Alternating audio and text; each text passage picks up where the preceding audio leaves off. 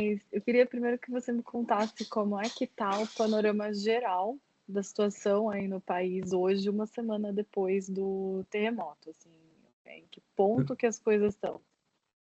Exatamente. Hoje marca uma semana dessa tragédia que abalou o país. É uma tragédia quase inédita, digamos assim. Tipo, ele já é um país que já teve terremotos, já teve outras catástrofes naturais, como um ciclone há 2 anos, mas dessa magnitude, com esse tanto de mortos e com tantas camadas de complexidade, é uma das primeiras vezes, assim, se não a primeira.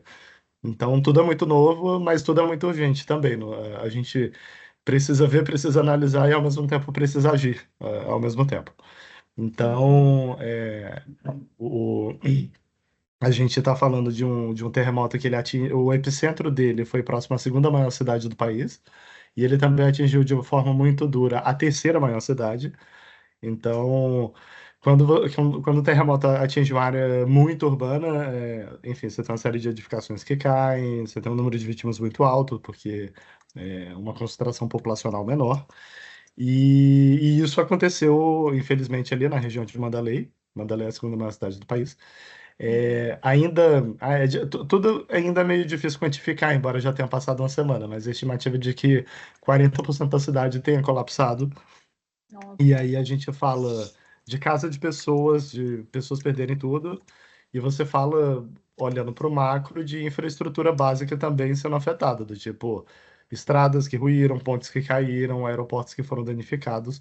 Então, por vários dias, o aeroporto de Mandalay, imagina, a segunda maior cidade de um país, ficou fechado completamente. Agora eles reabriram para voos comerciais, mas ainda de maneira muito limitada, com aeronaves muito pequenas, porque parte da pista foi danificada, então o espaço de pouso e decolagem é pequeno.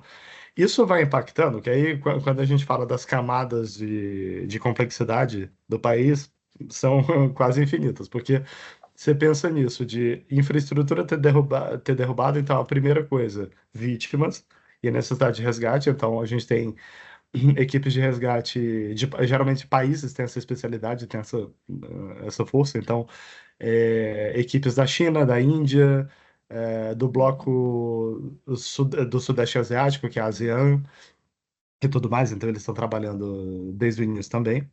Logo em seguida, uma das primeiras necessidades é justamente quando o Acnur entra, também, e outras agências da ONU, que são enfim, a pessoa que acabou de perder tudo. O que é que ela precisa? Então ela precisa de um abrigo, ela precisa de algum lugar para ficar, então entra a expertise do Acnur, que é a agência da ONU para refugiados, para qual eu trabalho, mas também tem necessidades como água potável e água limpa, e quando eu falo água limpa, às vezes nem potável, mas pelo menos o suficiente para tomar um banho e para lavar uma louça, digamos assim. Comida, obviamente, suprimentos médicos e tudo mais. Então, isso a gente tinha, como é um país que ele já estava em conflito, depois eu posso explorar isso melhor, mas ele já vem de um conflito há 4 anos, então a gente tinha uma presença importante e tinha estoques importantes de recursos. Então, graças a isso, foi possível mandar ajuda desde o primeiro dia. Então, no primeiro dia do terremoto, a gente conseguiu mandar caminhão com suprimentos e itens e barracas e tal, o suficiente para cerca de 25 mil pessoas, que no primeiro momento é importante, ok, tinha esse estoque daqui de Yangon, então a gente mandou daqui para lá, são mais de 600 quilômetros de distância, Uhum.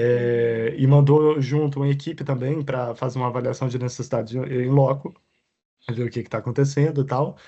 E, e, e ao mesmo tempo fazer a distribuição e tal. Então foi um pouco uma expressão que a gente tem no Brasil de trocar o pneu com o carro andando, assim. Então você manda porque você sabe as primeiras necessidades de alguém que acabou de perder tudo, mas Uhum. outras necessidades um pouco mais, com um pouco mais de nuance, um pouco mais detalhadas, precisam ser vistas no local. Então a gente mandou.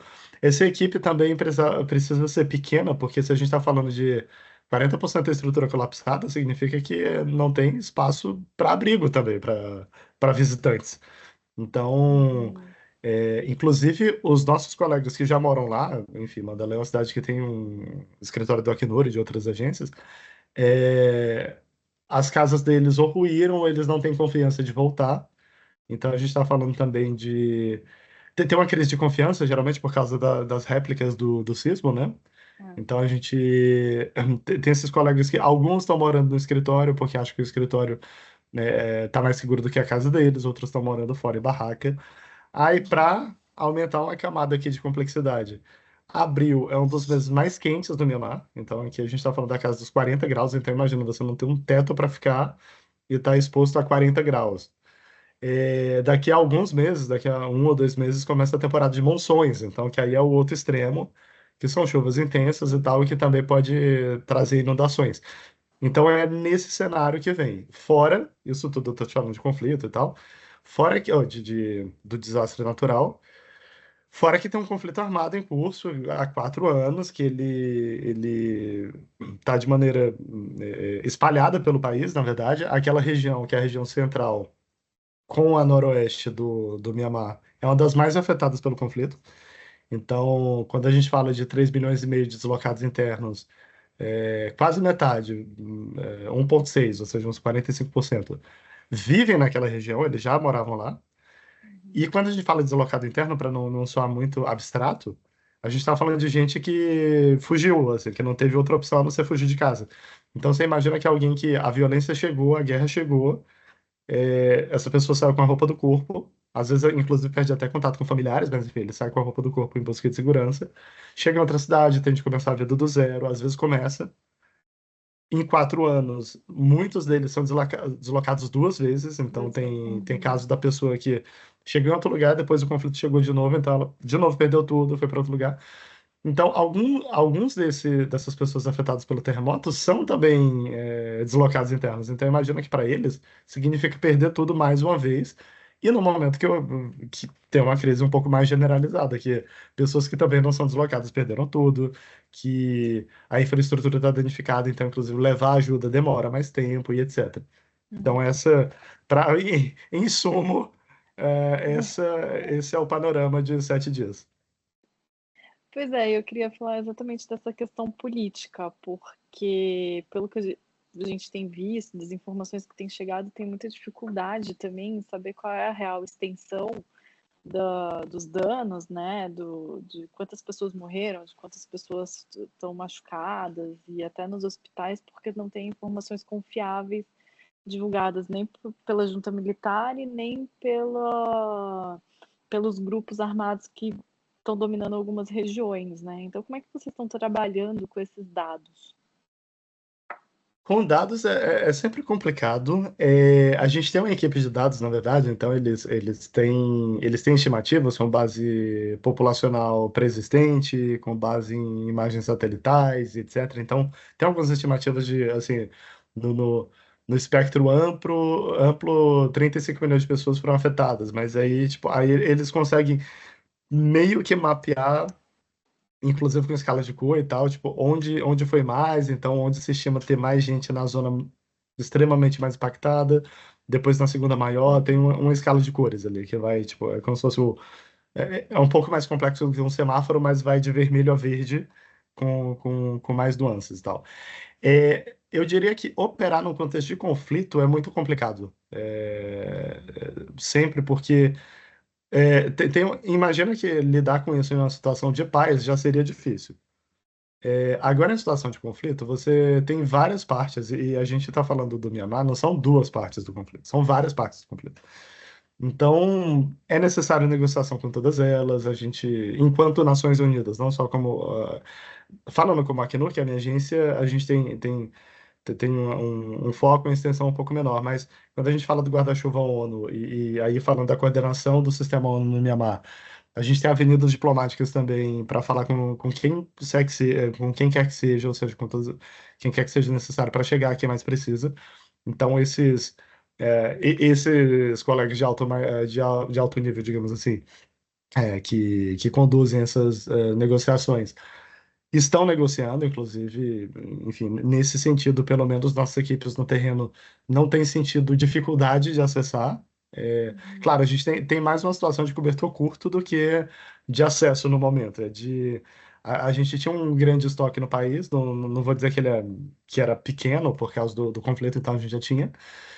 Mas agora os outros desafios são, primeiro, que os estoques eles estavam pensados para o conflito armado, e o conflito armado, embora haja um cessar-fogo de algumas partes do conflito agora, os impactos do conflito armado, por mais que a beligerância esteja em pausa, os impactos do conflito eles seguem. Em todo o país você tem deslocados internos pelo conflito, que aí é nosso mandato e tal, atendê-los. É, então, isso não parou. Pelo contrário, bom, com exceção do cessar-fogo, a gente estava vendo uma crescente, uma escalada do conflito, ou seja, e junto com isso, as necessidades humanitárias que são crescentes. Ao mesmo tempo, quando a gente olha para o mundo inteiro, e também isso afeta o Myanmar, a gente tem uma redução de financiamento para o setor humanitário, e Uhum. que é meio ampla. Vários países têm despriorizado a ajuda humanitária nos seus financiamentos e tal. Então a gente trabalha numa situação de cobertor curto. Então, se você tem menos recursos, você tem mais necessidades, eu digo não só no Myanmar, mas no mundo. Uhum. E aí, como é que você prioriza? Porque agora a gente está falando, se a gente, no campo, no terreno, a gente já está lidando com o que é mais vulnerável, como é que você prioriza o vulnerável dentro do vulnerável? Então, você tem que caçar o mais vulnerável. Então, coloca os trabalhadores humanitários e nós inclusos nos dilemas, assim, numas escolhas que são, digamos, difíceis para impossíveis, assim, tipo, Uhum. putz, entre essas duas famílias super afetadas, para quem é que eu vou distribuir isso daqui? Como é que eu faço a minha É. priorização? Então, e é isso. Então, assim, quando você tem países com zonas controladas por diferentes forças também, então isso exige o dobro, o triplo, o quádruplo de negociações. Você não está negociando com uma parte, você está negociando com várias. Uhum. Então, mas como eu disse, a gente não se esquiva. Aí, agora falando como sistema ONU unificado, né? A gente não se esquiva das necessidades de negociação e segue e tal. Uhum. Aí agora falando como agência. Então a gente advoga para o processo desimpedido para chegar a quem mais precisa. E, enfim, a gente está mobilizando todos os nossos esforços, a gente manda coisas para lá. A gente já tem uma rede de parceiros também, porque o Sistema ONU ele trabalha também muitas vezes em parceria, ele lidera alguns, no jargão, clusters, que são as junções de várias Uhum. organizações em torno de um tema, de algum item de necessidade. Então, por exemplo, Uhum. o Acnur, ele lidera o cluster de abrigo, itens de primeiras necessidades e coordenação e manejo de campos, de deslocados Uhum. internos ou de refugiados, dependendo do país. Refugiados. E também o de proteção. Então, nisso a gente, enfim, para sair um pouco do jargão e da coisa abstrata e ir para o concreto, esses parceiros eles são vitais, especialmente no momento desses, porque eles capilarizam nossa presença. Então, por exemplo, o Acnur, se o Sistema ONU conseguiu chegar fisicamente com o seu pessoal até aqui, a organização internacional, muitas ONGs Uhum. internacionais, ou organizações locais também, eles são muito ativos. Eles têm presença, às vezes, em muitas municipalidades que a gente não tem, então, com eles, a gente consegue também estender um pouco mais. Então, Vocês assim, expandem essa rede, né? a gente expande. Então, nesse trabalho em rede, a gente consegue capilarizar e levar a nossa ajuda a quem precisa em mais lugares, e, ao mesmo tempo, num nível um pouco mais alto, a gente segue advogando pelo acesso desimpedido para essa ajuda, para que ela chegue a quem Uhum. precisa. Então, isso tudo vai correndo em paralelo. Com esses recursos limitados, então, em algum momento, mais vai ter dos nossos estoques globais também. Uhum. Mas, ao mesmo tempo, como eu estou te falando de cobertor curto, a gente vai precisar dos estoques globais, mas, ao mesmo tempo, o estoque global ele está lá pensado e calculado e orçado para outras crises Para globais outras também. coisas. Então, o que a gente tem feito em paralelo? Atuado já na linha de frente, enfim, tipo, quem perdeu tudo num terremoto não pode esperar, então é primeira necessidade, mas ao mesmo tempo a gente não pode deixar, enfim, reduzir nossos estoques e despriorizar outras emergências também. Então, o que Uhum. a gente tem feito, tanto no âmbito local, aqui, falando com interlocutores mais próximos, a gente lida muito diretamente com alguns países doadores e tal. E nossa sede, nossos escritórios regionais, eles também têm equipes especializadas em arrecadação de recursos. O que a gente tem feito muito é trabalhar então ao mesmo tempo. Trabalha na ação, mas lembra os doadores que nossa ação, ela é a nossa resposta, inclusive com o Acnur, é uma das primeiras necessárias, porque quando a gente fala de escombro, de terremoto, a primeiríssima necessidade é de resgate. E isso Uhum. Sim. não é nós, são países, são equipes especializadas, ok. A segunda necessidade já é abrigo. Então aí já entra a gente. Então Uhum. isso é E uma coisa que a gente também comida, tem. né? Essas, Sim, e comida e água comida, potável, etc. água. Então, Uhum. comida até que tem outra agência, que é o Programa Mundial de Alimentos, mas enfim, como a crise de financiamento ao setor humanitário atinge todos nós, então isso é uma coisa que todo mundo, e especialmente essas Tá. agências que estão um pouco mais na resposta, na primeira resposta, digamos assim, ou na segunda, Uhum. pedimos ainda com celeridade, assim, gente, a gente precisa de mais recursos, mas eles precisam chegar meio que já, porque a nossa Uhum. resposta é de agora, assim, a pessoa não pode, né, esperar um mês ali Esperar. dormindo e ficando debaixo do sol de 40 graus até chegar e tal, então Chegue tudo, precisa é. ser rápido. Então, a gente tem conseguido também, assim, Uhum. para ser justo com quem já doou, a gente tem conseguido doações. Ainda está em curso, então a gente, enfim, dá as Uhum. boas-vindas a outros O- doadores e doadores individuais também, não só Aham. países e tal.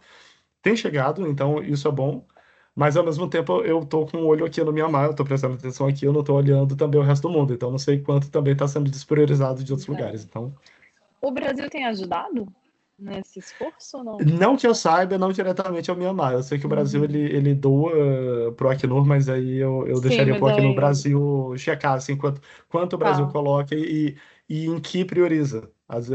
Uhum.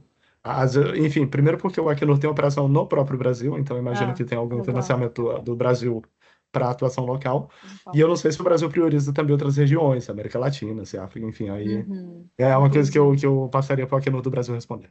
Tá. E você está falando muito dessa questão da negociação com a junta militar e esses grupos armados. Vocês têm tido acessos? Tem dado certo essa negociação ou é difícil? Assim, qual que é o As nível de negociações são difíceis, complexidade? mas geralmente elas não são conduzidas por agências, elas são conduzidas pelo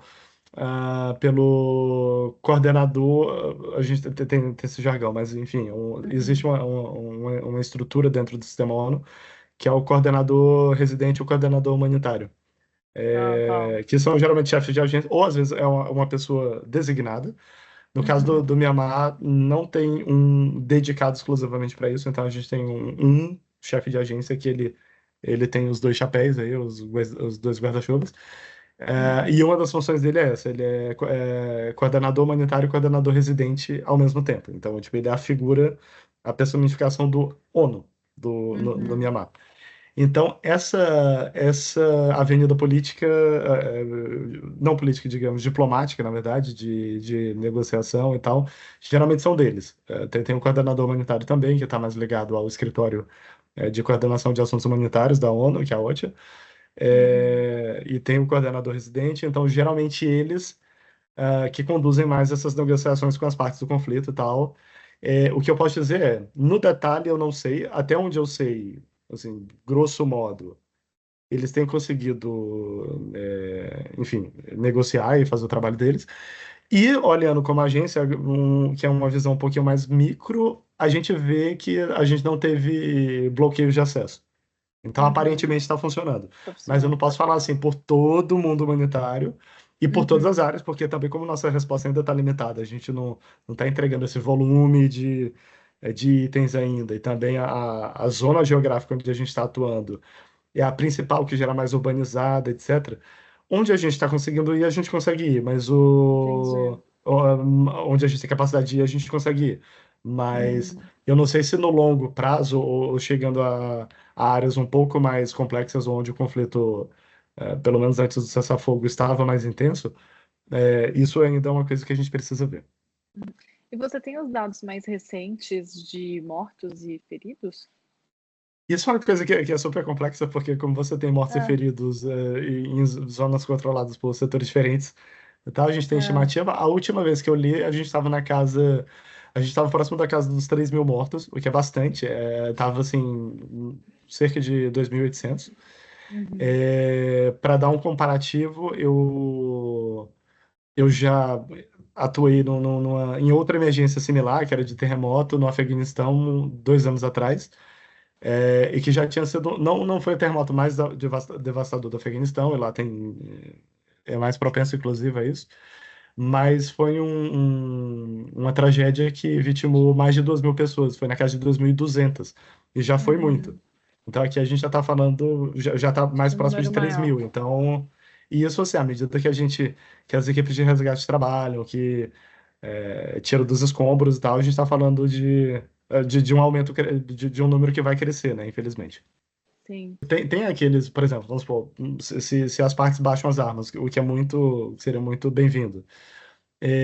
Muita coisa ainda demora, assim, você tem um efeito retardado de algumas coisas, do tipo, é, trazer de volta, sei lá, confiança. O país ele está muito contaminado por armas também, tem muita mina antipessoal em todo o país. Então você precisa desminar boa parte do país. Em todo esse tempo Uhum. você teve, enfim, tem uma crise de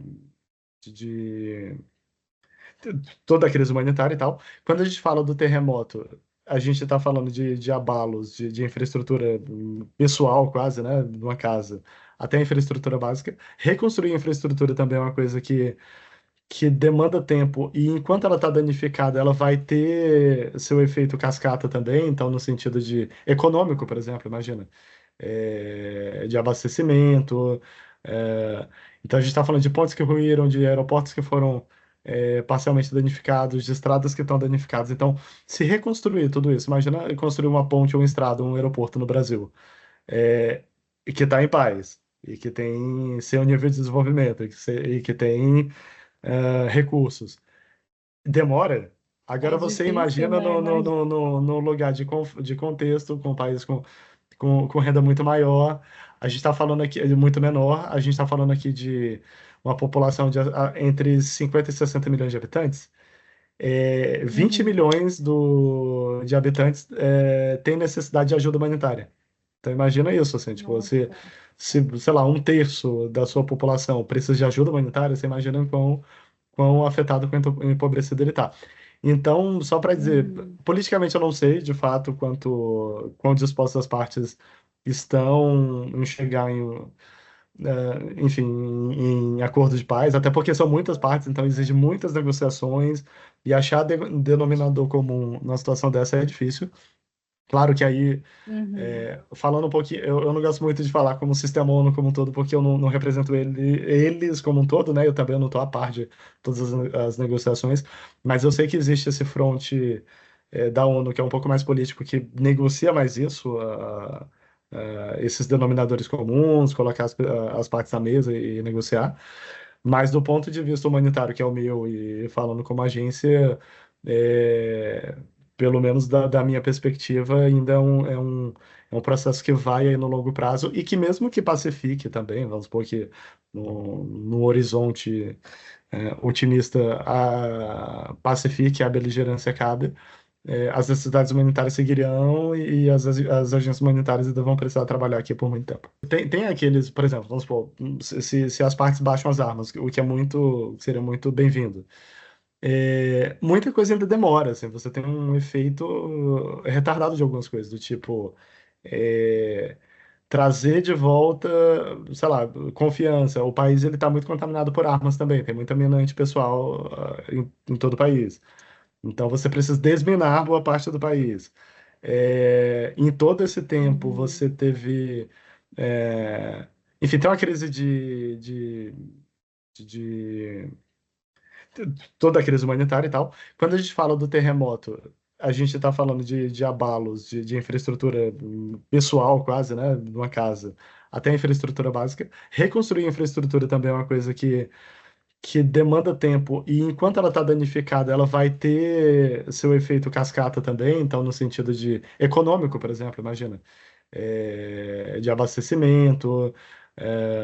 Então, a gente está falando de pontes que ruíram, de aeroportos que foram parcialmente danificados, de estradas que estão danificadas. Então, se reconstruir tudo isso, imagina construir uma ponte, uma estrada, um aeroporto no Brasil, que está em paz. e que tem seu nível de desenvolvimento, e que tem recursos. Demora. É Agora você difícil, imagina né? Imagina. no lugar de contexto, com um país com renda muito maior. A gente está falando aqui de muito menor. A gente está falando aqui de uma população de entre 50 e 60 milhões de habitantes. 20 Uhum. milhões de habitantes têm necessidade de ajuda humanitária. Então imagina isso, assim, tipo, você, Nossa. se, sei lá, um terço da sua população precisa de ajuda humanitária, você imagina quão afetado, quão empobrecido ele está. Então, só para dizer, Uhum. politicamente eu não sei, de fato, quão dispostas as partes estão em chegar enfim, em acordo de paz, até porque são muitas partes, então exige muitas negociações, e achar denominador comum numa situação dessa é difícil. Claro que aí Uhum. falando um pouquinho, eu não gosto muito de falar como sistema ONU como um todo, porque eu não represento eles como um todo, né? Eu também não estou a par de todas as negociações, mas eu sei que existe esse fronte da ONU, que é um pouco mais político, que negocia mais isso, esses denominadores comuns, colocar as partes na mesa e negociar. Mas do ponto de vista humanitário, que é o meu, e falando como agência, é, pelo menos da minha perspectiva, ainda é um processo que vai aí no longo prazo e que mesmo que pacifique também, vamos supor que no horizonte otimista pacifique, a beligerância acabe, as necessidades humanitárias seguirão e as agências humanitárias ainda vão precisar trabalhar aqui por muito tempo.